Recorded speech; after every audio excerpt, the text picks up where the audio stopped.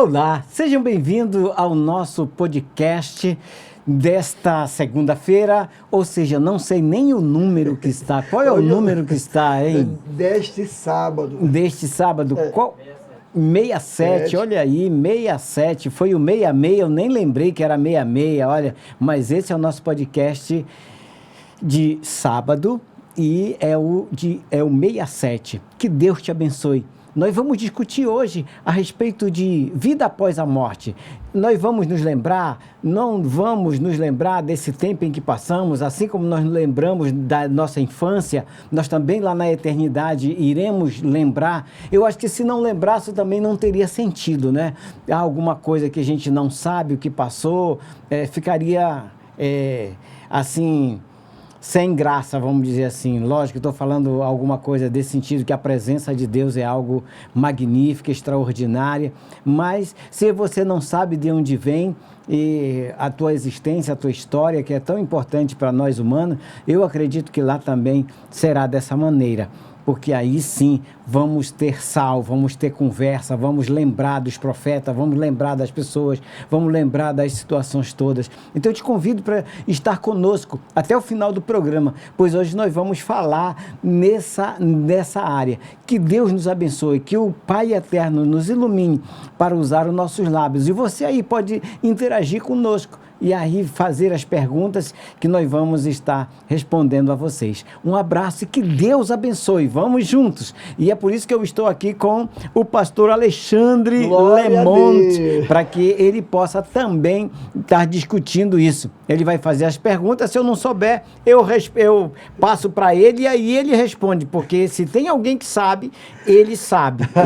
E eu estou aqui apenas para falar alguma coisa daquilo que eu tenho estudado, eu tenho verificado. Então hoje nós vamos falar do texto de Lucas, daquele capítulo episódio do rico e Lázaro, né? Isso. Então vamos lá? Vamos sim. Eu quero agradecer a Deus aqui, o pastor Pedro já me comprometendo, parece até que eu morri e já voltei, né? não morri e voltei, não tive essa experiência ainda. Não sei, na realidade, não sei. A gente vai usar o que a gente é a nossa regra de fé e vida, né? Que é a Bíblia. Eu sou pastor Pedro é pastor, e nós vamos levar aqui o que a gente entende pela palavra de Deus. A nossa regra, né, pastor? Então, é o que nos rege nessa vida, e eu acredito como uma verdade para mim absoluta. Algumas pessoas não acreditam, não tem um problema, mas é uma coisa boa a se discutir, ok?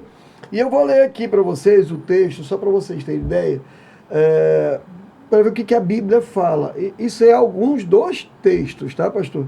E aí eu vou ler aqui. O rico Lázaro, que fica em Lucas, capítulo 19, capítulo 16, versículo 19. O rico e o Lázaro. Diz assim um texto, do 19 ao 31. Havia um homem rico que se vestia de púrpura e de linho fino e vivia no luxo todos os dias, diante do seu portão, fora deixando um mendigo, chamado Lázaro, coberto de chagas, que ansiava comer o que caía da mesa do rico. Até os cães vinham lamber as suas feridas. Chegou o dia em que o mendigo morreu, e os anjos o levaram para junto de Abraão.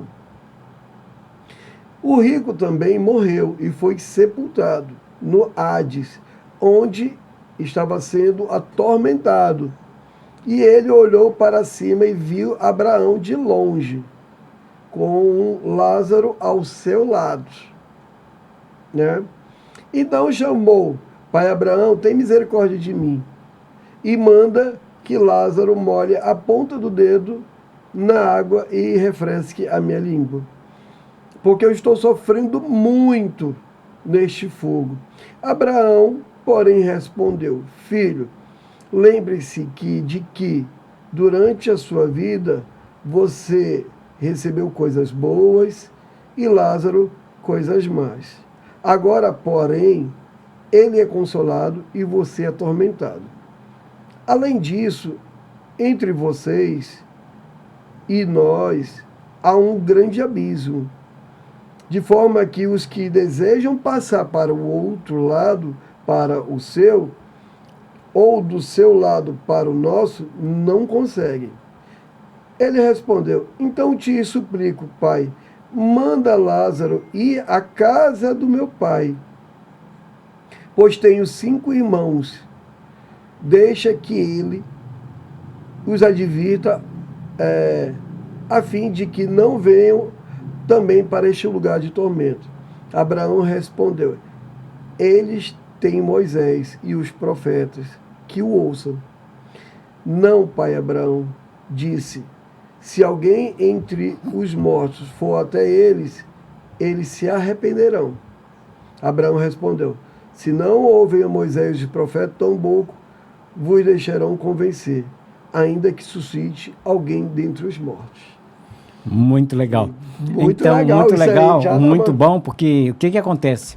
Realmente aí, a primeira das situações, que essa é sempre a pergunta, parece que ele, quando Abraão vai falando, ele vai dizendo assim, olha, ele recebeu coisas boas aqui, ele recebeu coisas boas e agora ele está sendo atormentado.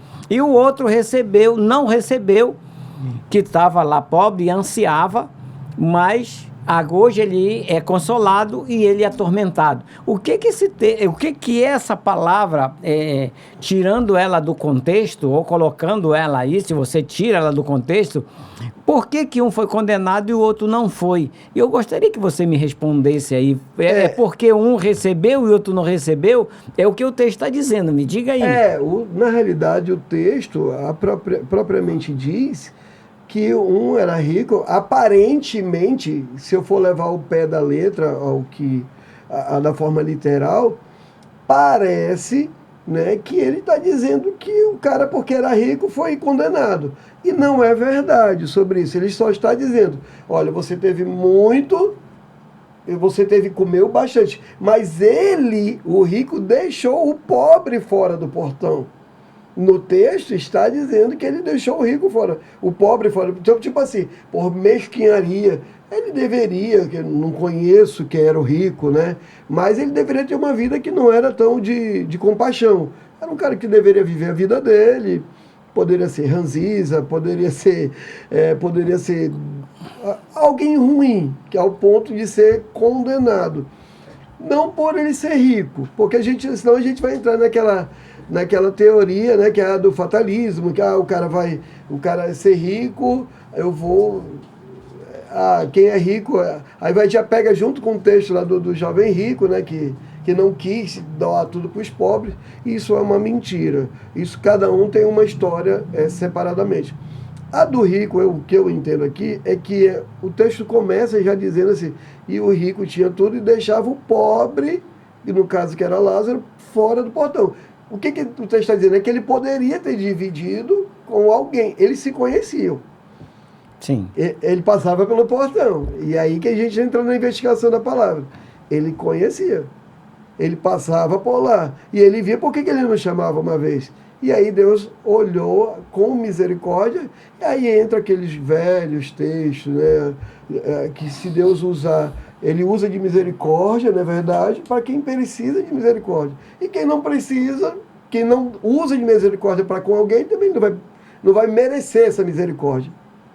Então o texto parece que diz que ele parece, mas não é, que é porque ele era rico. E entenda, pessoal, a riqueza, ela é de Deus. Ela é de Deus para qualquer ser humano, né? Não é à toa que eu vejo, eu costumo ver, pastor Pedro, e eu vou entrar até um tema que foi semana passada, e aí o senhor pode falar com propriedade sobre isso. As pessoas usam o texto para dizer que eu tenho que ser miserável. E não é isso. Eu não creio nisso. Se o rico era rico, nem tendo Deus, ele tinha dinheiro, por que o pobre não pode ter dinheiro se ele trabalhar? A gente costuma dizer, né? As pessoas têm que separar as coisas. A pessoa ela é condenada não porque ela tem dinheiro, ela é condenada porque... Por quê? Não é por causa, é por causa pelo estado interior dela, pelo aquilo que ela procede diante de Deus. É isso que eu penso assim. Se ele é ruim, ele é um matador, se ele é um adúltero, se ele é esse tipo de... não segue os preceitos. Não estou falando de viver por lei, mas ter Jesus no coração. Porque quem tem Jesus é como eu falo. E aí eu entro até, pastor. Se o senhor, sem Jesus, o senhor é bom, eu sem Jesus eu não presto para nada. Mas tem gente que não tem Jesus e é bom. Não, mas ninguém é bom diante de Deus. Ninguém é bom. Mas, veja bem, o que eu vejo desse texto aí? É porque realmente, nessa época, era a lei. Ele estava falando para judeus, certo? Certo. E ele tinha que cumprir a lei. Então, não cumpria e não tinha... Aí você colocou misericórdia. A misericórdia, ela vem com Jesus. Lógico que desde lá do Éden já tem a misericórdia de Deus. E essa bondade, era egoísta, só queria para si, não dava atenção aos preceitos da lei, não cumpria a lei, porque a partir do momento que ele não cumpria, quando eu estou dizendo, não é o pé da letra, é com amor, porque ela vai também falar isso, amai o teu pai e tua mãe, amai o teu próximo, entendeu? Amai. Então, quer dizer, ele não amou, então ele não estava cumprindo. Ele não estava cumprindo o preceito, mesmo da lei em si, dos 10 mandamentos. Ele estava cumprindo. Por causa dele não ter cumprido, eu sei que ninguém cumpre, mas tem um esforço para isso se acontecer. Já valia alguma coisa para aquela situação. Então, ele não fez caso. Ele não fez caso de Deus. Ele não quis Deus. Ele ignorou. Disse, eu tenho tudo, eu não preciso de nada. Eu não preciso fazer. Então, no coração dele, havia essa maldade do egoísmo, de não querer dividir, de não se compadecer, né? Então, aí. Sabemos que hoje todos nós precisamos de Jesus. Não importa se você seja rico ou seja pobre, seja preto ou seja branco, seja qualquer condição, você precisa de Jesus para que tenha salvação em tua vida. Não há outro caminho se não for esse. Então, para desmistificar a pobreza ou a riqueza, não tem muito a ver com isso. O estado, a condição, porque posso ter, mas eu sou pobre e por isso eu vou ser salvo. De maneira nenhuma. Você não vai, a tua condição financeira não tem nada a ver com salvação. Para que eu seja salvo, eu preciso acreditar em Jesus e confessar Ele como meu Senhor e suficiente Salvador. Depois que eu tenho isso, aí sim, que eu reconheço isso e eu vou seguir o princípio. E qual é o princípio? O princípio é muito simples. Não é toda a Bíblia, mas é um princípio, que é o amar. Amar o teu próximo. O amarás estava no Antigo Testamento, mas agora é amai. É essa consciência de hoje, que eu tenho que amor. Amai-vos uns aos outros, como eu vos amei. A referência é Jesus. E se nós estamos com a referência, que é assim como eu amei, ele dá uma referência. E me entreguei. Então, quer dizer, essa é a referência que faz toda a diferença na salvação. Que você tem que amar, mas não é amar de qualquer maneira. Não é amar entregando alguma coisa, doando alguma coisa, ou sendo bonzinho. Não, eu dou uma cesta básica para as pessoas, eu amo aquelas pessoas porque eu dou. Não tem nada a ver com isso. Não é obra. Aí você está fazendo simplesmente obra. Mas quando você ama, é diferente. É algo... Amar não é dar alguma coisa para alguém. Amar não é fazer a vontade de alguém, de um ser humano, mas é fazer a vontade de Jesus, é fazer a vontade de Deus. E seguir os princípios que ele disse.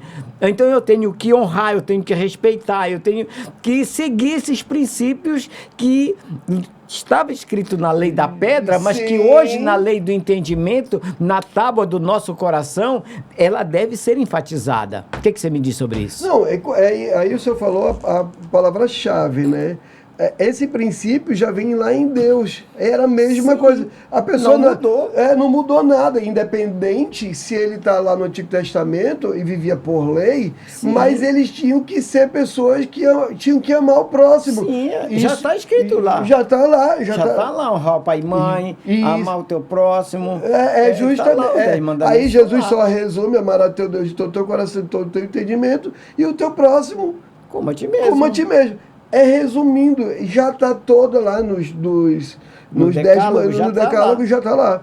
Então, o que eu vejo, na realidade, como o senhor bem explicou, e eu não soube explicar bem direito, é que na realidade são questão de princípios de amor, de que Deus já deixou estabelecido desde lá do antigo. Porque eu sempre falo, pastor, e uma coisa interessante, que os 10 mandamentos, eu sempre costumo dizer que ele não deixou como lei, ele deixou como conselho, como alguém para quem ele ama. Olha, não adulterarás. Aí por que ele diz não adulterarás? Porque ele está dizendo assim, meu amigo, se tu for adulterar, tu não queria que fizesse isso com você.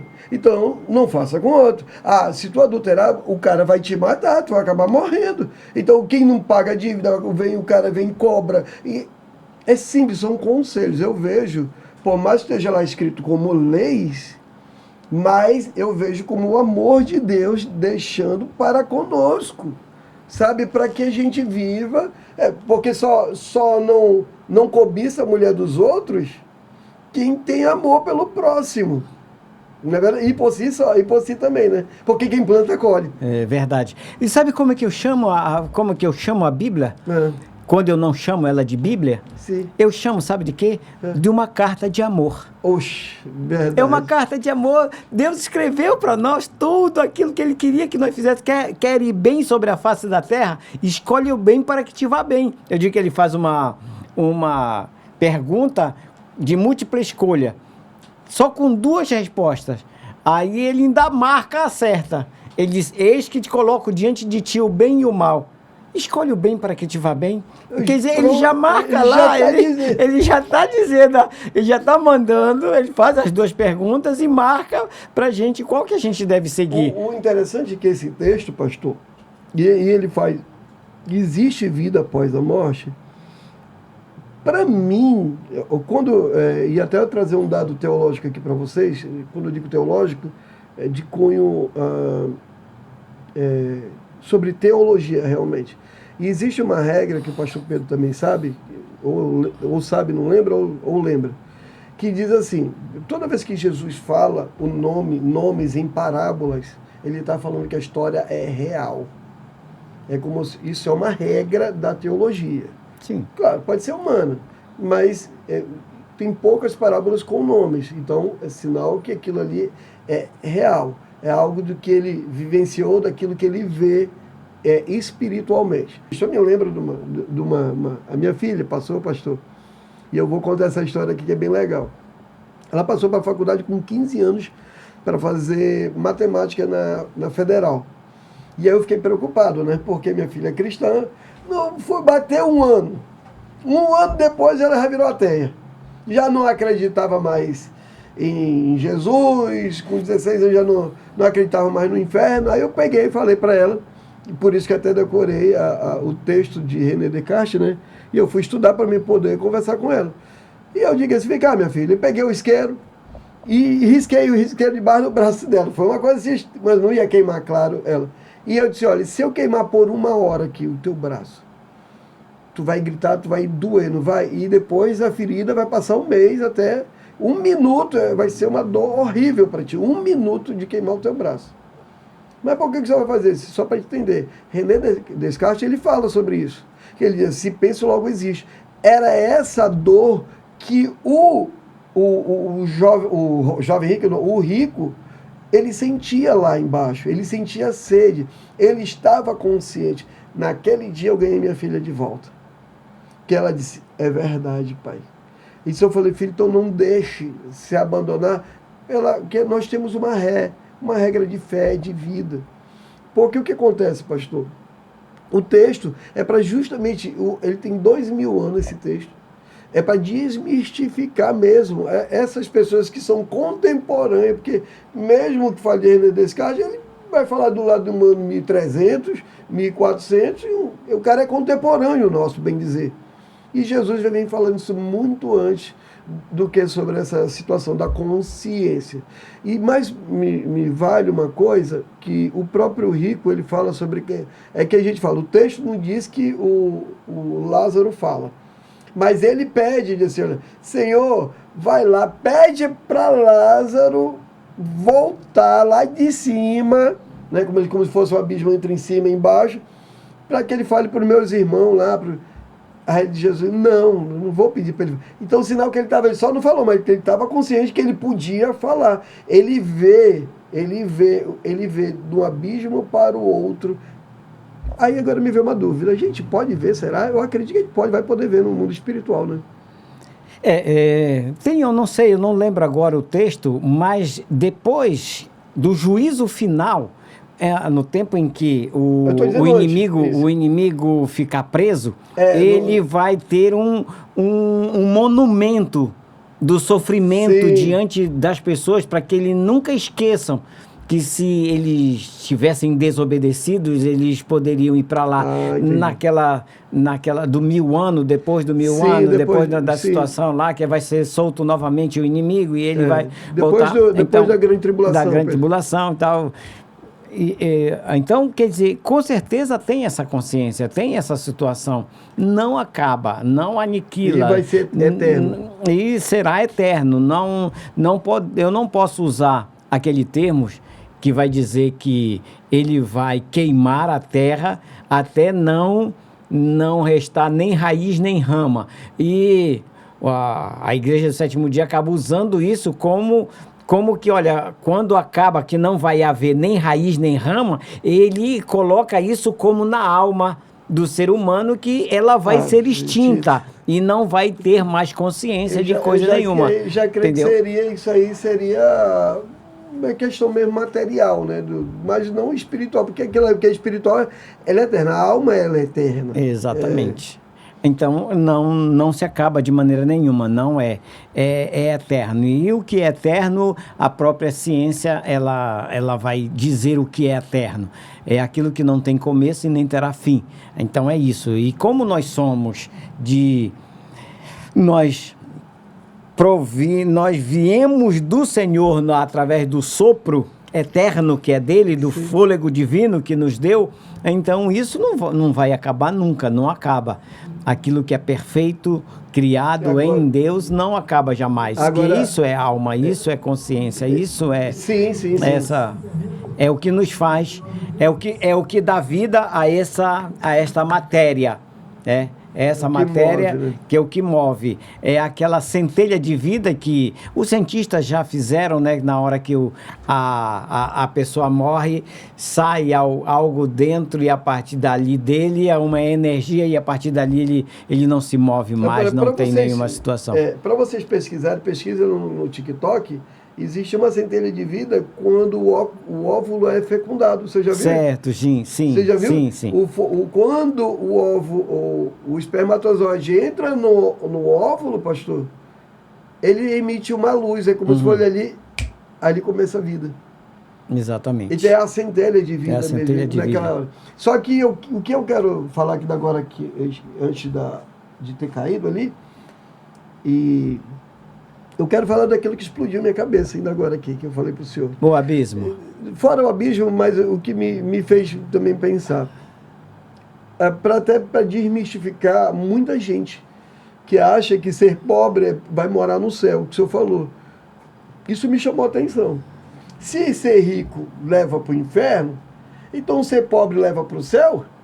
De maneira nenhuma. Mas porque eu posso interpretar o texto dessa maneira. E ajuda muito os caras que diz que da teoria, como tem teologia da prosperidade, tem a teologia da pobreza. Porque o cara diz assim, não, eu sou pobre, se Deus quiser, se Deus... É como, aí vai usar o calvinismo, né, que Deus sabe de todas as coisas, e que diz assim, não, que Deus escolheu para ser pobre, Deus para ser rico. Não, gente, eu não creio. Determinismo. É o determinismo. Não existe isso, porque Deus deu para cada um 2 braços, 2 pernas, para trabalharem. Esforça-te que eu te ajudarei. Esforça-te que eu te ajudarei. É um texto. O que o senhor pode me falar um pouco sobre isso? Essa questão que me chamou muita atenção. Porque o pessoal fala muito da riqueza, mas quer dizer que não, a teologia da pobreza pode ser aceita. Eu tenho que ser pobre para poder morar no céu. De maneira nenhuma. Não, essas duas coisas, o que há, a grande diferença, a situação é que aquele que confia na riqueza, se você colocar, se ele for o teu, você não pode agradar dois senhores, ele vai falar nesse texto, ou agradar a um, ou vai desagradar o outro. Mas o que ele está falando? Olha, você não pode confiar, porque é algo passageiro. A riqueza é passageira para nós. Aquilo é eterno. Você não pode não pode confiar em algo que te foge pelos dedos. É temporal. E algo que é atemporal. A eternidade é atemporal e não é temporal. Então eu não posso me dedicar e ficar completamente iludido, envolvido na riqueza. Porque de quem é a riqueza? Eu sempre digo que eu ouvi um texto que é muito legal num outro livro, que eu não lembro o nome agora, Sim. Que ele diz assim, de quem é a riqueza? E de quem é a pobreza? Quem foi que produziu a pobreza e de quem é a riqueza? Você sabe responder? Não, nem me pergunte, porque eu sou péssimo. Veja bem, como o texto diz, de Deus é a terra e tudo que nela há. Então, tudo é de Deus, certo? Sim. Agora entrou o pecado. E com o pecado entrou o medo. E o medo entrou a pobreza, a miséria. Então é a separação, porque Deus é a riqueza, é o resplendor da sua glória. Aí vai ter até o texto que vai dizer ruas de ouros, muros de cristais e tal, algo que a gente pisa em cima, que a gente dá muito valor aqui, nos levando a refletir essa situação. Então eu não posso valorizar um ouro que é perecível, que é algo que é passageiro, em detrimento do amor que é eterno, que o Senhor colocou no coração, dentro do coração de Deus. Então, eu te contar a historinha que eu li nesse livro, Sim. que era um missionário africano, que ele foi convidado para ir até aquela ilha onde tem a corrida de Fórmula 1, o Principado de Mônaco. Sim. Ele foi ali e, ao chegar, aterrissou no aeroporto, pegou o veículo e saiu e começou a olhar para os navios e para aqueles catamarãs e para aquelas Sim. lanchas, e ele começou a pensar assim, ele disse: já pensou, eu com esse dinheiro, Deus, se eu vendesse um desses catamarãs aqui, eu sustentava tantas mil crianças por tanto tempo. E se eu vendesse esse aqui, eu venderia... Até que o Espírito Santo falou no coração dele: ei, tu tem que se revoltar contra a pobreza, não é contra a riqueza. Porque de quem é a riqueza? A riqueza é minha e eu dei a eles. Entendeu? Sabe o que está escrito na Bíblia? Os talentos, 5 talentos que ele Sim. deu para um, 3 para outro e 1 para outro. E um enterrou e foi condenado. É a mesma situação. É o medo, né? É o medo. Então, quer dizer... É de Deus, a riqueza é de Deus, a pobreza, a sujeira, a miserabilidade é do diabo. Então todo miserável que a gente até ouve dizer assim, a minha avó dizia: olha, é preto, mas é limpo, é encardido, mas é limpo. Ela não Sim. tinha o equipamento tudo para lavar e Sim. tal, aquela situação, mas é limpinho, não é rasgado, é costurado, é tratado com cuidado. Então, quer dizer, pobreza não quer dizer sujeira. Sim. Então, Deus não quer sujeira. Inclusive, lá no Antigo Testamento, quando o povo estava no deserto, Sim. e as pessoas começaram a fazer cocô do lado de fora do lugar onde foi estabelecido, Deus marcou que iria falar com ele e não veio. Moisés sobe lá e pergunta: Senhor, o Senhor marcou e disse que vinha e não veio. E o povo lá disse: olha, vai lá, limpa tudo, estão fazendo sujeira fora do lugar. coloca tudo no lugar em terra, limpa todo mundo que eu vou descer para falar com eles. Então eu não desço na miséria, na sujeira. Você verifica que todo drogado, todas essas pessoas que estão em dificuldade, eles não tomam banho, eles estão sujos, eles estão... E eles vão, quanto mais... eles estão debilitados, mais longe de Deus essa situação, eles vão mais para a sujeira, mais para o meio daquilo que é podre, para o meio da podridão. O Senhor não, o Senhor é limpo, é branco, é luz, por isso que o outro é escuridão. Então, pecado significa tudo isso. Então, quando nós falamos da riqueza temporal, é dele, ele que entrega para nós, para que funcione. Lembrei até do texto, pastor, daquele texto que o próprio Jesus, e vai muito mesmo, e até não entendi, eu estou tendo muitos insights aqui agora, do texto de que Jesus fala para Judas, né? Diz, olha, não te preocupa, os pobres sempre terão convosco. O que ele está dizendo assim? Pobre sempre vai existir, mas sempre vai ter alguém para ajudar, sempre vai ter alguém rico, sempre vai ter alguém para ajudar, não te preocupa, porque aí ele vai dizer assim, quem é pobre, por que quer ser pobre? E quem quer que seja rico, que trabalhe. É mais ou menos o que ele está dizendo, se tu está te preocupando com coisa à toa. É mais ou menos isso que ele está querendo dizer. É como se eu está falando do rapaz lá, eu quero, se eu tivesse isso, eu ia ajudar tantas pessoas pobres. Não adianta. Não, porque a pobreza é a miséria, é o pecado, é o erro, é a preguiça. Então, tudo isso. Se você não tiver um desenvolvimento na tua mente, porque riqueza é uma questão de estilo de vida, não é uma questão de trabalho ou coisa parecida. Eu vou trabalhar, é um estilo de vida. Então, se você não tiver essa consciência do amor, porque muitas vezes um pobre mais egoísta, um pobre mais ele é ranzinza, um pobre mais ele tem tantos defeitos, entendeu? Porque se ele fosse rico, ele iria matar as pessoas com um recurso, o estilo de vida. Então, quer dizer, com recurso na mão de alguém, tem até um provérbio, que é o provérbio chinês, que ele vai dizer assim que a empregada que virou patroa, essa é terrível, né? Quer dizer, ela vai ser terrível com as pessoas, porque não tem entendimento, não sabe lidar com tal situação. Você sabe que o dinheiro ele tem um poder, né? Sim. De dar a vida ou dar a morte para alguém. Então, quer dizer, quando eu entrego poder para alguém, que é recurso, que é autoridade, na mão de alguém que realmente não tem responsabilidade, não sabe lidar com isso, é uma arma terrível. Então, quer dizer, eu preciso de entendimento. Então, ter recurso é saber administrar a vida, para não pisar no outro, para não humilhar o outro, para não degradar o outro, não achar que ele é melhor do que o outro.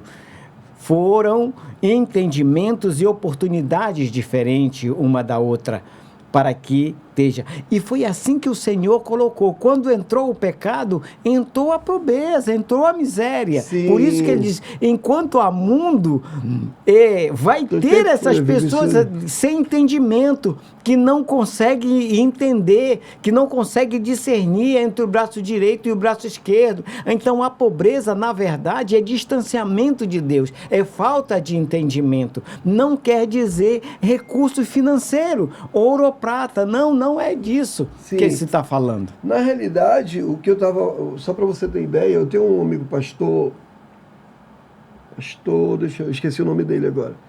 Ele foi para a África, né? E pastor, ele foi pela Assembleia de Deus, e ele chegou na África, passou 10 anos. Quando ele voltou, ele contou, né, como ele entrou. Não tinha luz, barro, uma casa muito longe da outra. Quando ele chega lá, ele estabelece a igreja. Quando Jesus entra naquele lugar, tudo começa a prosperar. O asfalto passa, as pessoas mudam, tá entendendo? As pessoas começam a construir casas, e aonde Cristo chega, ele transforma, ele muda. E não é uma questão, como o senhor falou, porque crente ou é porque não é? É porque ele muda o estilo de vida daquela pessoa, não é isso? Exatamente, essa transformação. Jesus, ele vem para fazer o bem, para viver bem. Você vai bem e tudo que você fizer vai prosperar. Então o Senhor é o Deus da prosperidade. É o Deus que quer. Só que nós não sabemos administrar isso e vamos aos extremos. Muitas vezes a prosperidade, a teologia da prosperidade, ele vai aos extremos. Não podemos ir aos extremos. Tiago vai nos dizer que nós temos que ter equilíbrio. Nós precisamos ter equilíbrio para que a gente possa realmente viver bem sobre a face da terra. Do contrário, nós vamos ter dificuldade. Então, pobreza significa distanciamento de Deus. É falta de interesse, é falta de entendimento, é falta de querer estudar, é falta de esforço, é falta que você não quer aprender. Você quer usufruir ou quer comer a semente.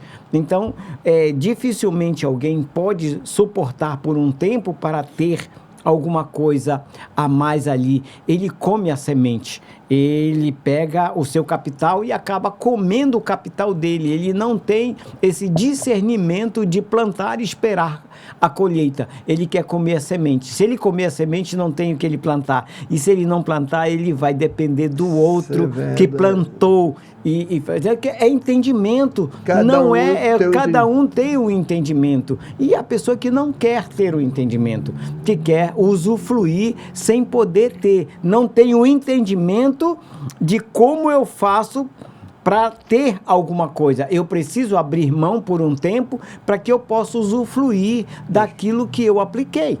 Isso é verdade. E o interessante, eu sempre escuto o senhor falando sobre isso, é que as pessoas tendem a comer a sua semente, no caso, né? O seu capital. O seu capital, que o capital é a semente.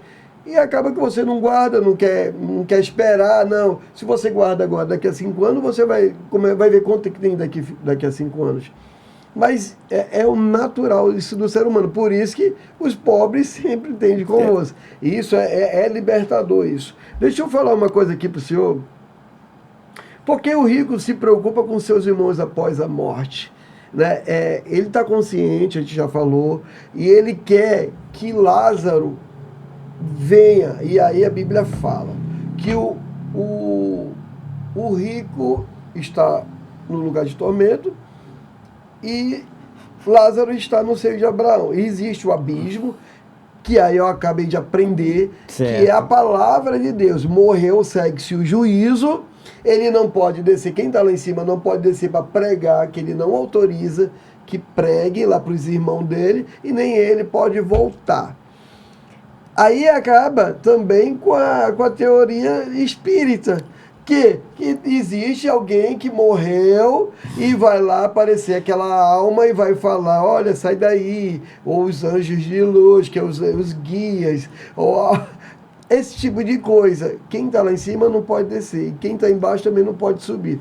E aí não tem também espíritos malignos, que é do candomblé, eu posso falar, né, que vem lá de baixo, porque é o texto, a gente está seguindo pelo texto, a gente não pode falar sobre outra coisa. É o que o texto da Bíblia diz. Se você quiser discutir, discuta com a Bíblia, né? A gente está falando sobre esta verdade aqui. Então ele está dizendo que quem está lá embaixo não pode subir, ou quem está em cima não pode descer. Com certeza. Então, quer dizer, a gente já quebra logo aqui 2 situações. Quebramos ainda agora do aniquilacionismo. Não existe. Agora nós vamos falar do espírita. Esse espírito, depois que morreu, não tem comunicação, segue-se o juízo. Então, isso é palavra de Deus, isso é esclarecedor, isso é o que nós precisamos. Se conhecêssemos a Bíblia da maneira simples e normal, só lendo, não precisa ser teólogo, estudar tanta coisa para discernir essa situação, porque está escrito, é real, é só você pegar isso e colocar ela em prática na sua vida, verificar o que é. Então, o espírita também não volta, não pode, não tem mais Não tem mais essa comunicação, é impossível. O único que ressuscitou foi Jesus, com um propósito, que está escrito também que ele iria ressuscitar. Foi colocado lá, ele vai sofrer e vai ressuscitar, colocar lá. Então, tudo está muito claro. A Bíblia, essa regra de fé que as pessoas dizem que é alguma coisa que não se prova tudo lá. Tudo está escrito. Se tu conhecesse a Bíblia, eu até lembrei agora que se a pessoa tivesse conhecido a Bíblia, não tinha sofrido tanto. Na época que estava, a terra é quadrada, a terra é redonda, é isso, aquilo, o sol que gira em torno da terra, a terra que gira em torno do sol, tudo isso está escrito na palavra, entendeu? Se ele tivesse lido a Bíblia, não teriam sofrido tanto para realmente descobrir a verdade do que é. Então, quer dizer, é por aí o caminho. Se a gente não conhece, a gente é escravo. Por isso que essa palavra, ela é proibida em 38 países, porque ela é libertadora, ela é tudo para nós. Então, essa carta de amor que Deus faz e entrega para nós, para que a gente conheça e leia. Tu já pensou, teu pai faz uma carta de amor, morre e entrega para você, e você rejeita ela, você não lê ela, ou quando você abre, você não quer chegar até o fim para ter entendimento. O que meu pai quis dizer com isso aqui? Então, você examinar a escritura é buscar entender o que ele quer que eu faça e como ele quer que eu viva. Então, ele não quer que eu viva escravo, ele não quer que eu sofra, ele me colocou aqui com o propósito de eu ser feliz, de eu viver essa vida aqui plena, a terra que ele me deu. Agora, se eu não sei, eu não leio, eu não conheço, e eu ouço as pessoas falarem, aí eu vou ser escravo. Aí eu vou deixar as pessoas me escravizarem, vão deixar as pessoas me enganarem, porque eu não conheço a palavra. Então, esse é o livro que nós deveríamos, depois de aprender a ler, o primeiro livro que deveríamos ler seria esse, que é o nosso manual de instrução. A pessoa, olha, a criança nasce, mas não traz manual de instrução. Você nunca viu essa palavra? Já. Pois é. Tem o manual de instrução? Tem. É a Bíblia. É a Bíblia. E você não conhece, você não leu. E aí, por isso, você não acha que não tem manual de instrução. Mas toda máquina perfeita... Hoje até estava falando com a esposa a respeito de milagres, né? Sim. E eu disse para ela, olha, por que as pessoas ficam curadas e as outras não ficam curadas? É pela fé. Um tem fé e outro não tem fé. Eu digo, é real. Mas sabe por que essa máquina perfeita que Deus nos fez restaura e funciona? E ela é uma realidade? Falando, o cara está com câncer, orou e ele ficou são. Porque ele nos fez uma máquina perfeita. Dentro de nós tem a morte, tem a vida. E ele, quando você crê, então, esse mecanismo funciona da vida e restaura todas as nossas células como novas. Quantas vezes temos ouvido dizer, ele deu um pulmão novinho, não tem defeito nenhum, ele está respirando naturalmente, normalmente ele deu um coração novo, mas realmente porque esse mecanismo que é humano, mas é espiritual também, e que tem esse poder da fé que está dentro de nós. Então, a palavra de Deus diz o quê? Dentro da tua boca está a tua vida ou a morte. Então, tudo está em você. Eu não vou condenar, eu não vim para condenar ninguém. Já tem quem vos condena. Quem?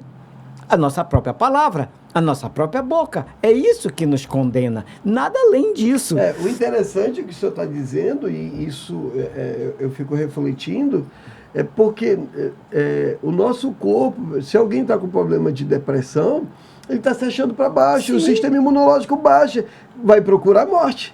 Ele vai dizer que não dá, porque a vida dele não presta, porque...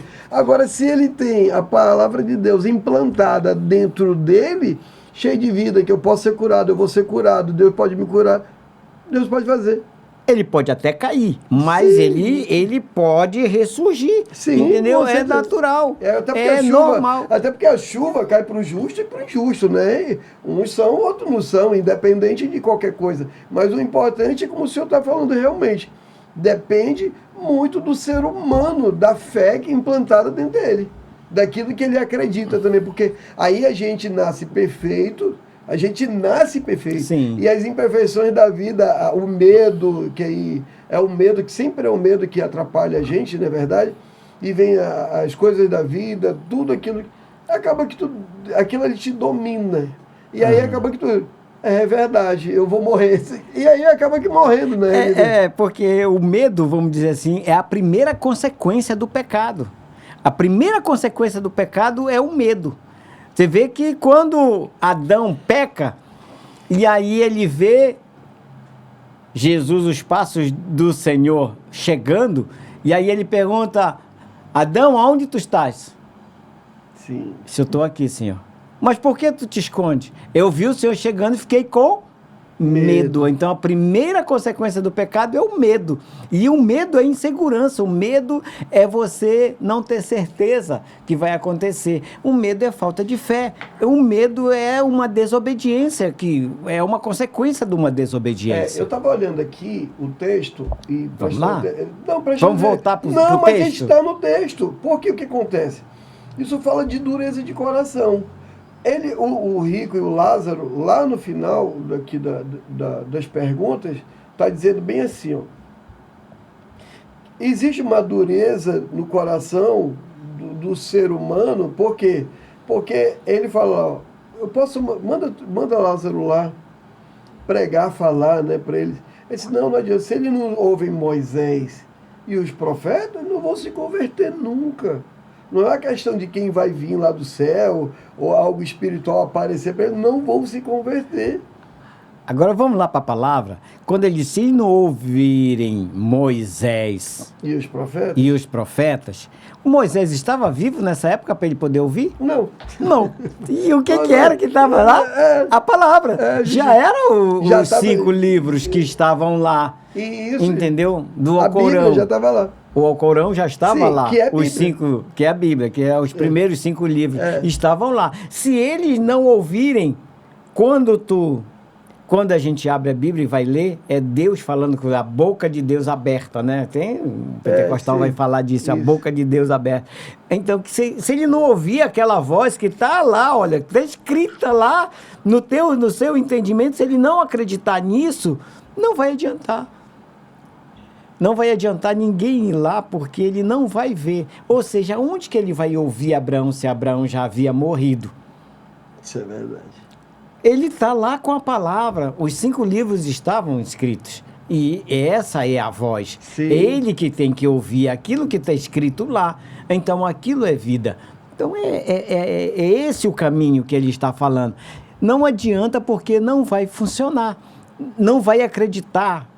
Não adianta o morto sair daqui e contar lá, que não vai fazer diferença. Eu vi um filme, tem um filme aqui muito legal, eu até gostei do filme, porque é uma criança, né? Foi uma criança mais ou menos de uns 5 anos, de 5 a 7 anos, acho que era 5 anos que ela tinha.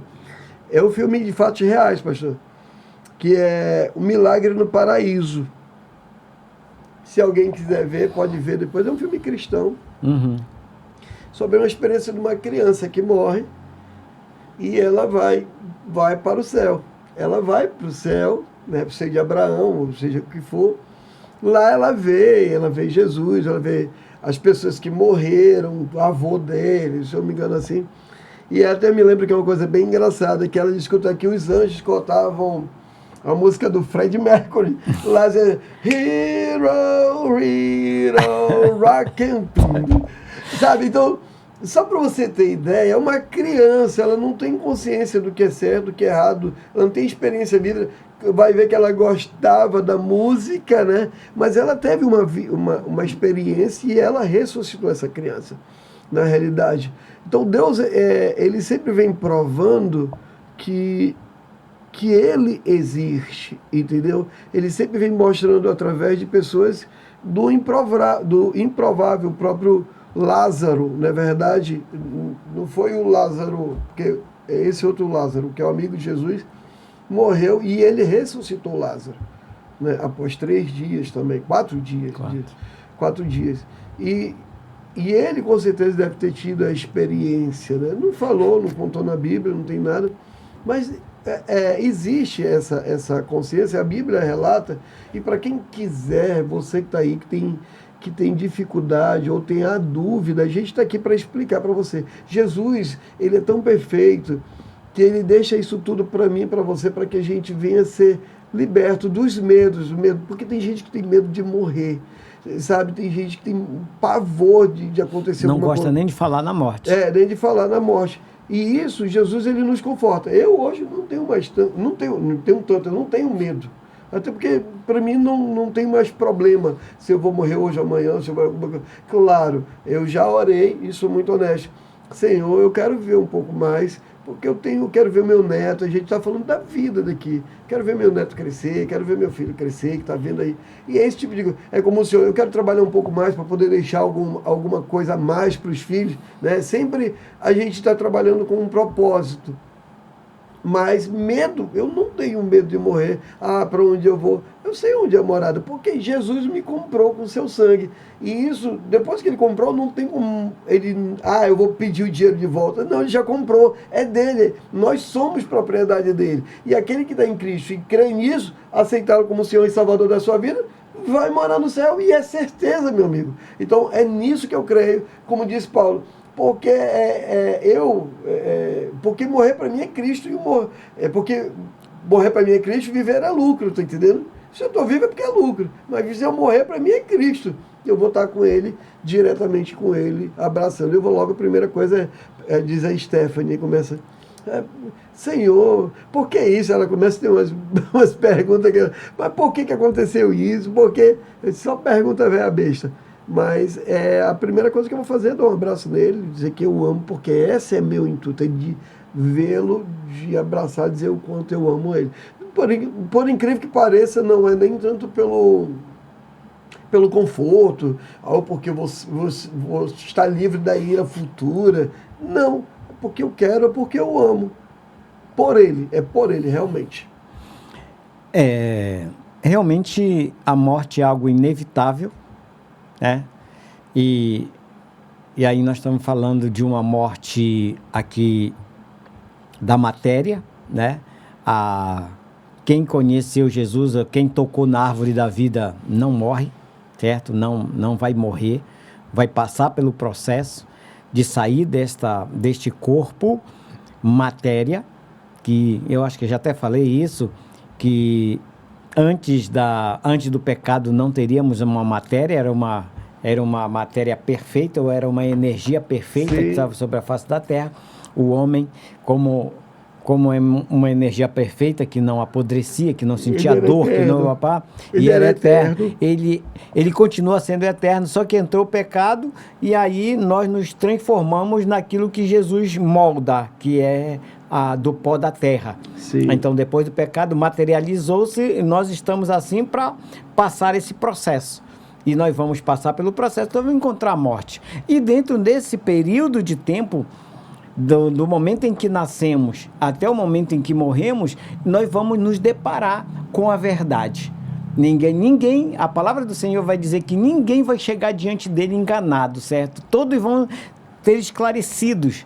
Foram esclarecidos e tiveram a oportunidade de clareza, de decidir se você quer viver segundo os princípios estabelecidos por ele ou não. Quando você diz assim, olha, eu para morrer é lucro porque eu sei para onde eu vou. Sim. Quando você está dizendo isso, porque eu amo. Se eu amo, eu obedeço. Se eu amo, sim, eu faço a sua vontade. Sim. Então é nesse sentido. Às vezes as pessoas ouvem essa fala, e aí ele diz, então ele vai poder fazer o que ele quiser, e aí ele continua salvo, uma vez salvo para sempre? Não. De maneira nenhuma.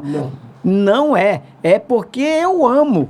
Ou seja, eu quero dar um abraço nele. Se eu amo, eu vou fazer a sua vontade. E aí eu pego esse negócio e faço por amor. Eu vou trazer para cá. Se eu amo a minha esposa, eu não vou traí-lo. Se eu amo meu irmão, não vou lhe enganar. Não vai enganar. Então, se eu amo meu irmão, não vou roubar ele. Então, quer dizer, é essa transformação do qual nós estamos falando. Quem roubava não rouba mais. Quem mentia não mente mais. Quem matava não mata mais. É essa transformação da nossa mente em que vai fazer toda a diferença daquele que ama. Tudo isso não é por obrigação, mas é por adoração. Eu vou adorar quando eu te respeito. Quando eu estou te respeitando, eu estou adorando a Deus. Não é quando eu estou cantando louvor, pelo amor de Deus. Há pessoas que adorar a Deus é ir para a igreja e chegar lá e começar a cantar. Não. Ou quando você dobra o joelho e começa a orar. Não é também nesses momentos. É vida plena, é vida com Ele. Aonde quer que você esteja, você vai estar adorando. É em espírito e verdade. Eu adoro respeitando, eu adoro fazendo. Eu faço porque eu amo, não por causa que Ele vai me dar uma salvação. Eu já estou salvo. Glória a Deus. Por consequência da salvação, porque eu estou salvo, eu amo. E porque eu amo, eu faço. E não para. Porque o meu Deus está satisfeito com o sacrifício feito na cruz do Calvário. Então eu só vou fazer porque eu te amo, não vou fazer por isso, porque para ganhar alguma situação, de maneira nenhuma. Então o evangelho é muito simples, é a tua vida com Ele, e essa que é a grande diferença.